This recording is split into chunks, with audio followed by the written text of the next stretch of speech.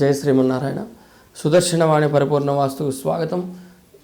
ఇప్పుడు మనం చూపించేటువంటి ఇమేజ్ చాలామంది ఇళ్లలో సంభవిస్తూ ఉంటుంది. దాని ప్రశ్న, ఈశాన్య భాగంలో నీళ్ల తొట్టి ఉండకూడదు.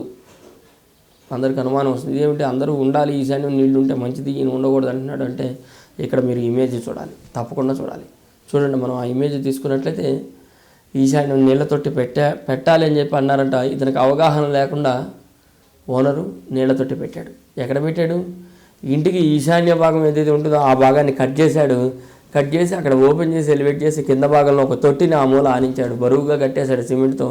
తద్వారా ఆ తొట్టి ఆనించిన తర్వాత ఒక 6 నెలలకి ఇంట్లోంచి వెళ్ళిపోవడం జరిగింది. ఇంత మటుకు ఆ ఇల్లు అనేది అమ్ముడుపోవాలి, ఎవరు కొనుక్కోవాలని ముందుకు రావాలి. అంటే ఏమిటి? ప్రతి నిర్మాణానికి ఉత్తరము తూర్పు కార్నర్ ఏదైతే ఉంటుందో ఆ కార్నర్ కటింగ్ చేసి అక్కడ తొట్టి పెట్టకూడదు.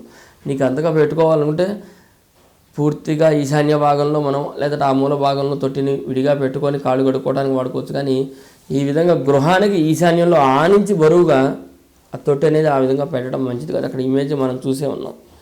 అందులో చక్కగా కార్నర్లో పెట్టేశాడు, యువతలంతా ఓపెన్ చేసి ఉంచాం. కనుక ఈశాన్య భాగం నీళ్ల తొట్టి అనేది భూమి లోపల మంచిది. కానీ ఈ విధంగా బహిర్గతంగా పెట్టడం వల్ల అవి ఒక బరువైన వస్తువుగా కూడా మనం తీసుకుంటూ ఉంటాం. ఎందుకంటే దాని లోపల ఐరన్కు సంబంధించినటువంటి వస్తువులు అనేవి ఉండటం జరుగుతుంది. కాబట్టి అది బరువైన వస్తువు అంటాం. అది ఈశాన్య భాగంలో పెట్టడం అనేది అంత బలమైన పద్ధతి కాదు.